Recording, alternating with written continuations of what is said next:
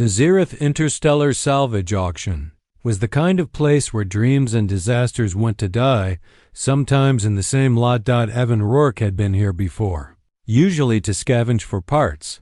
A half-working fusion coil here, a bundle of barely charred conduits there. This time, though, he wasn't here for pieces. He was here for something whole, or at least something that could be made whole again. The hangar was massive, a cathedral of rusting steel and flickering neon signs, the air thick with the scent of machine oil, overheated coolant, and the faint ozone tang of faulty energy shields. The sound was constant, auctioneers barking numbers, grav lifts whining as they ferried hulks of ships into place, and the low murmur of mechanics, traders, and opportunists sizing up the next prize. Ships of every size and condition rolled past. On grav sleds, sleek corporate yachts stripped clean of their luxury fittings, dented mining haulers, corvettes with holes big enough to fly a shuttle through. Most had stories, none of them good. Evan stood with his hands shoved into his jacket pockets, trying to look like someone who could walk away from any deal. His shipyard on the edge of the Lithros belt wasn't exactly booming, and credits were tighter than a misaligned mag clamp. But he had a knack for spotting a bargain machines with potential, even when others saw only junk. That's when lot number 92 slid into the spotlight. She had been beautiful once. A mid-range freighter. Hull, maybe 60 meters from bow to stern, designed for deep space runs. The paint was scorched away in patches. Her port side plating was puckered from meteor strikes, and the registry tags had been burned clean off, probably during whatever fight had crippled her. The stabilizer fins on her aft section hung at awkward angles, and one of the forward sensor arrays was dangling by a single cable. The crowd didn't even bother leaning in for a closer look. This wasn't a luxury yacht or a warship. It was a dead freighter with no ID, no guarantee of working systems, and no resale market worth the trouble. Perfect. The auctioneer's voice rang out, fast and sharp. Lot 92, unidentified.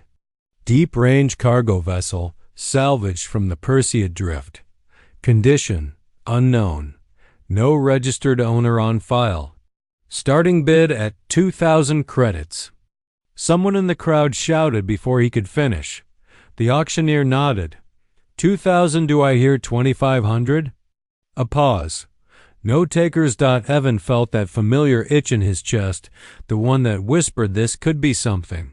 He glanced at the ship again. Something about her lines, under the damage, spoke of craftsmanship, not mass-produced corporate junk. This had been a captain's pride once. 4,000 credits, Evan called, loud enough to carry. A few heads turned. 4,000 for a dead freighter wasn't reckless money, but it was more than most would pay for the gamble. The man who'd bid 2,000 glanced at Evan, frowned, and shook his head. 4,000 going once, the auctioneer barked. Going twice, Evan half expected someone to jump in at the last moment. No one did. Sold!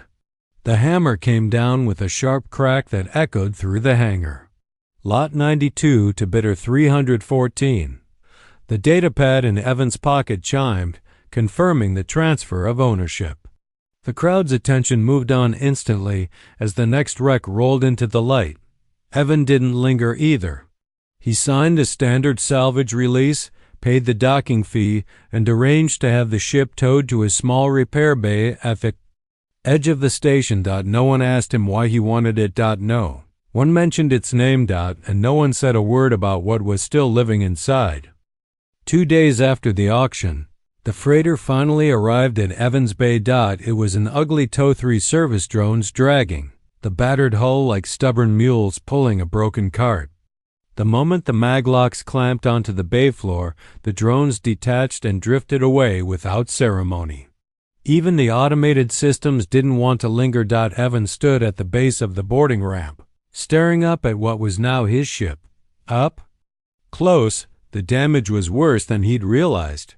Patches of scorched plating ran the length of her hull, the pitting from micrometeor impacts so deep it looked like the ship had been peppered with shrapnel for years. The ramp hissed as he powered the manual release, and stale, recycled air drifted out carrying the faint tang of dust and something else he couldn't quite place. He climbed aboard. The corridor lights flickered to life one by one, dim and struggling, like the ship was waking from a long, restless sleep. Every step stirred fine motes of dust that sparkled in the glow. It was quiet, too quiet. No humming reactor, no soft vibration of a running life support system. Only the faint groan of stressed metal settling under its own weight. Evan's boots echoed as he made his way forward. The ship's layout was tight but functional, two narrow crew cabins, a galley with its panels hanging open, a small med bay stripped of supplies. He kept moving toward the bridge, already making mental notes. Wiring needs a full refit. Stabilizers have to be realigned. Hull breach on port side will need external patching before we even think about spaceflight. He stepped through the bridge. Hatch unfroze. Someone was already there. She sat in the captain's chair as if it belonged to her. One long leg crossed over the other. Her presence was so unexpected, so impossible, that for a moment he thought she might be some kind of malfunctioning hologram left over from the ship's previous crew. But then she stood. Her skin shimmered faintly in the dim light, marked with silver patterns that shifted and rippled like water in motion. Her hair, if it could be called that, was a cascade of fine, silken strands that shifted in color between deep violet and midnight blue.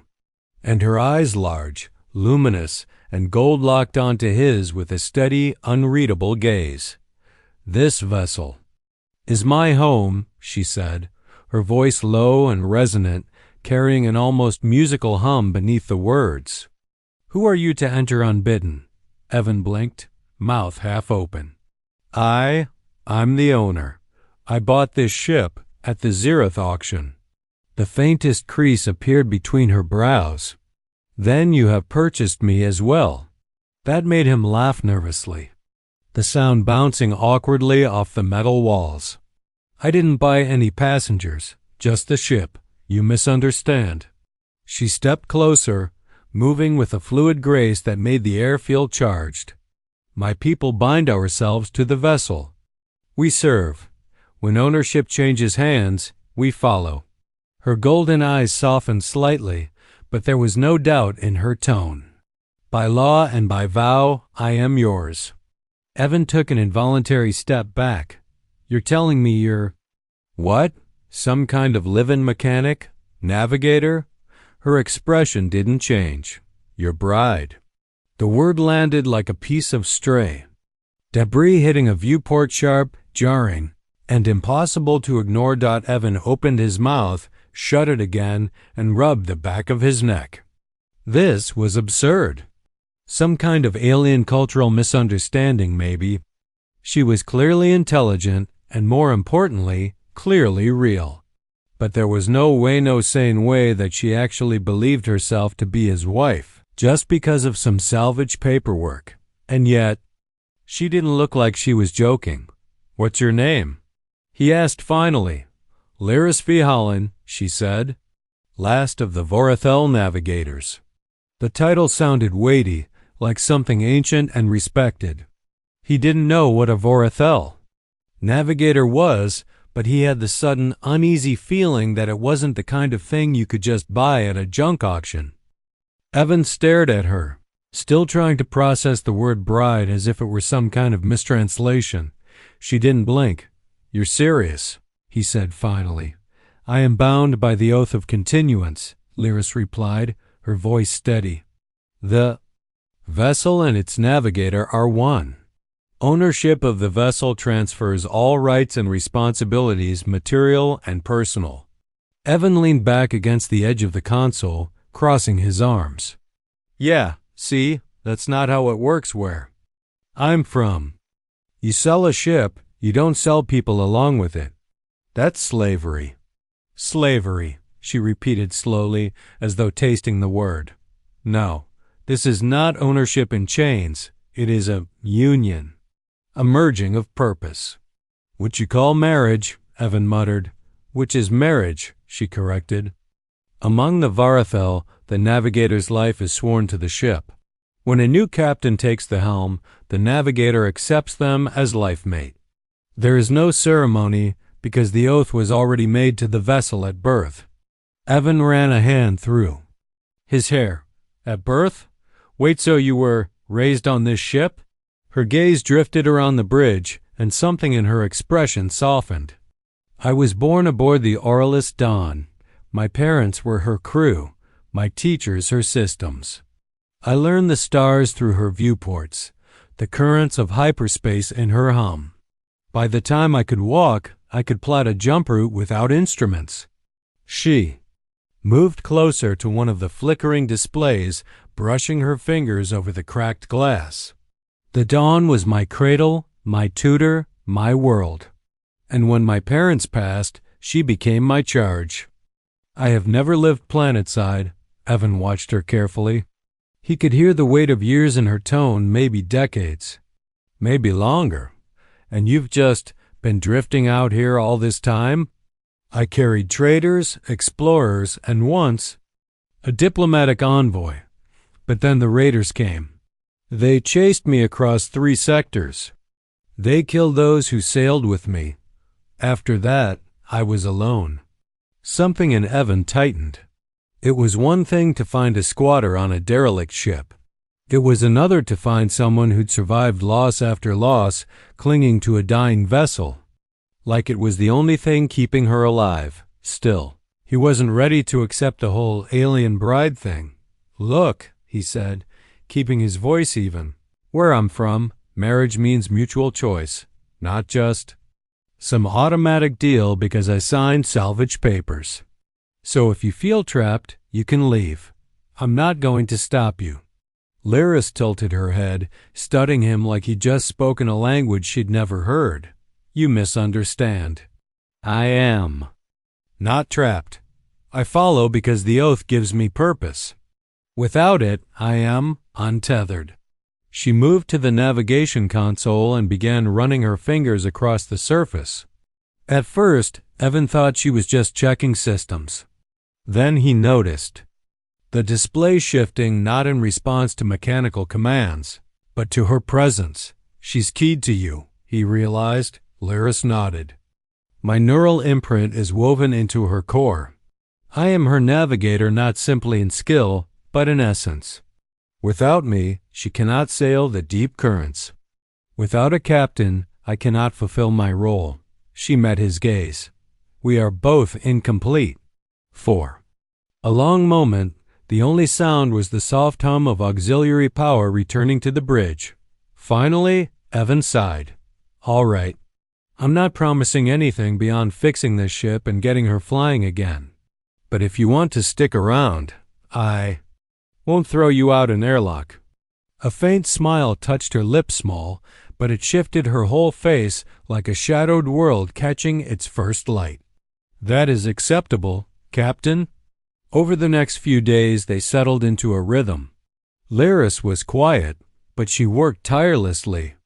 Beside him, sliding under floor panels to reconnect damaged conduits, recalibrating sensors with unnerving precision. She could read an old star map at a glance, tracing routes long erased from official charts.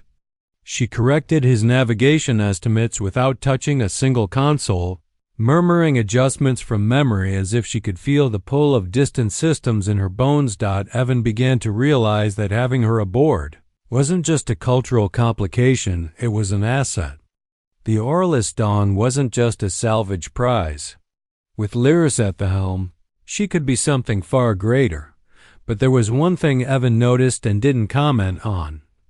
Whenever she worked in silence, her eyes weren't just on the ship systems, they were on him, measuring, judging, as if deciding whether he was truly worthy of being her captain or her life mate. It happened 3 days after the reactor finally stabilized. Evan had been elbow-deep in the Dawn's auxiliary power grid, sweat dripping down his neck when the ship's proximity alarm began to scream. The noise wasn't the steady, predictable ping of a friendly vessel. It was a jagged, high-pitched wail, the kind that made every instinct in his body snap to attention. He straightened and hit the cum switch. "What's going on?" Lyris's voice came back, tight and urgent. "We have company, armed." He dropped his tools and sprinted for the bridge. The moment the doors slid open, he saw the threat projected in grim clarity on the forward display. A raider corvette was sliding out of warp less than 10 kilometers off their port bow. Its hull was blackened and scarred, but the weapons array glowed a vicious crimson. The silhouette was unmistakable, thin, angular, predatory. Evan's gut sank. Raiders weren't pirates in the romantic sense. They were wolves. They didn't board for loot. They hunted to kill, and they didn't leave witnesses. Lyris didn't take her eyes off the console as she spoke. "They've been tracking me for years.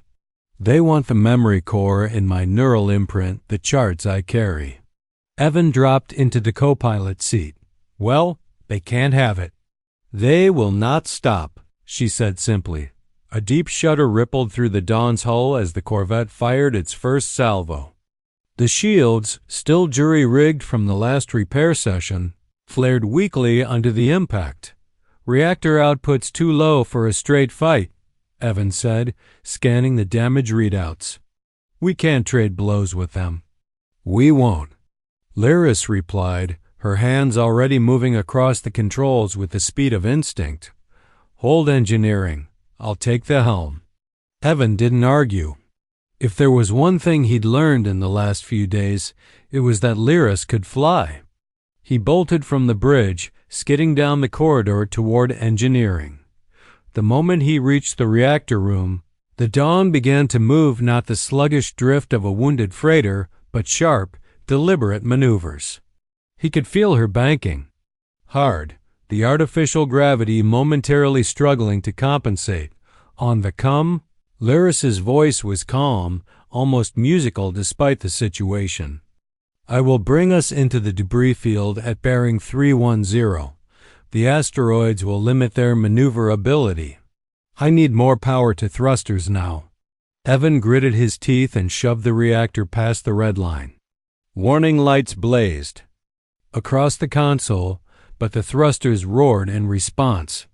Outside, the debris field loomed, twisted metal from some long-forgotten battle, chunks of shattered asteroid drifting lazily. It was a graveyard, dangerous even in peacetime. But in Lyris's hands, it became cover. The corvette followed, its plasma cannon spitting angry blue fire. The Dawn twisted between spinning wreckage, scraping dangerously close to jagged metal that could shear her open. "Missile lock," Lyris said over comms, her tone still maddeningly even. "Dumping all non-essential systems, routing to shields." Evan replied. The ship's lights flickered as power shifted, and the shields surged just in time for the missile's impact. The explosion hit like a hammer, throwing Evan against the bulkhead. Systems screamed in protest. But they were still flying, and Lyris wasn't done. She yanked the Dawn into a tight spin, using the blast's momentum to sling them around a massive asteroid. The corvette overshot its mark, swinging wide to avoid collision.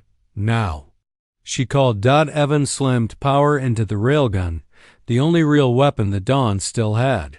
The capacitor whined, the barrel hummed, and with a crack like tearing metal, the slug tore across space. It hit the corvette's drive section dead on.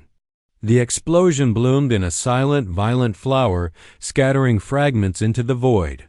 For a moment, there was nothing but the fading echo of reactor strain and the hiss of stabilizers correcting their drift. Then silence. Evan stumbled onto the bridge, still catching his breath. "Remind me never to underestimate you again." Lyris glanced at him, the faintest glimmer of a smile in her golden eyes. You did not underestimate me. You trusted me. That is different. He sank into the co-pilot's seat, adrenaline still burning in his veins. Guess we make a pretty good team. She didn't answer, but the way her gaze lingered on him said enough. In the quiet after the battle, Evan realized something he hadn't before. The Aurelus Dawn wasn't just worth salvaging. With Lyris, she was worth fighting for. The Aurelus Dawn drifted in quiet space, far beyond the last glimmer of the debris field. The battle was over, but its marks were still everywhere. Scorched lines down the port side, scorched plating hanging loose like torn fabric, and a deep vibration in the deck from a stabilizer that had taken more punishment than it could bear. Evan sat on the bridge steps, leaning forward with his elbows on his knees, hands still streaked with reactor grease. Every muscle ached from hours of patchwork, repairs, and adrenaline surges, but the exhaustion was almost welcome. It meant they'd survived. Lyra stood near the forward viewport, her tall frame still, golden eyes fixed on the stars. The soft glow from the instrument panels painted her silver-patterned skin in shifting light. She hadn't spoken since they'd cleared the field, but her posture wasn't one of defeat, it was contemplative. You could leave now, Evan said finally, his voice breaking the stillness. You're not a prisoner here. You don't owe me anything. Her head turned slightly, her gaze sliding to him. You still do not understand, Captain Rourke. Try me. She stepped toward him, her movements slow and deliberate, as if weighing each one. The oath that binds a Vorethel navigator to her vessel is not chains, it is purpose. When I was alone, the Dawn was my cage, but I stayed because leaving would have meant losing the last piece of my people's heritage. Now, she paused, searching for the words. Now she is not a cage. She is a home again. Evan leaned back against the console. And that's because of me? It is because we are crew, she corrected softly. Because you fight for her. Because you fight for me. The words sat heavy between them. For a long time, Evan had thought of himself as just a fixer, a man who kept machines alive long enough to make a profit. But in the last few days, the Dawn had stopped feeling like a job. She'd started feeling like a responsibility. And Lyris, she was part of that. Back where I'm from, he said slowly. We don't usually agree to a lifelong commitment after one salvage deal and one space battle.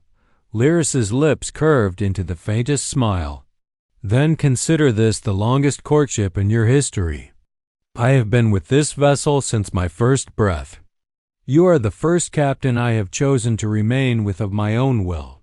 Evan felt something shift in his chest, not the adrenaline of battle, but a steadier kind of resolve. So you're saying this isn't about your code anymore? Her golden eyes locked on his. No, this is about choice. Silence settled over the bridge again, but it wasn't empty. The low hum of the patched reactor filled the background, steady and reassuring. The Dawn was alive, battered but holding. Evan pushed himself to his feet and moved toward the helm. Well, if you're staying, we've got work to do. That stabilizer's hanging by a thread, and the port shield emitter is basically scrap. We'll need to find a station willing to take us in for repairs without asking too many questions. She stepped beside him, her fingers gliding over the navigation console. I know such places. Hidden ports, old trade lanes. The kind of routes the Guild forgot existed. Of course you do, he said with a faint grin. She angled her head toward him, studying him the way she had on the first day they met, measuring, but no longer guarded. Do you trust me to guide you? He met her gaze without hesitation. Yeah, I do. The moment hung there, unspoken but certain. They were no longer just a salvager and the strange woman who'd come with his ship.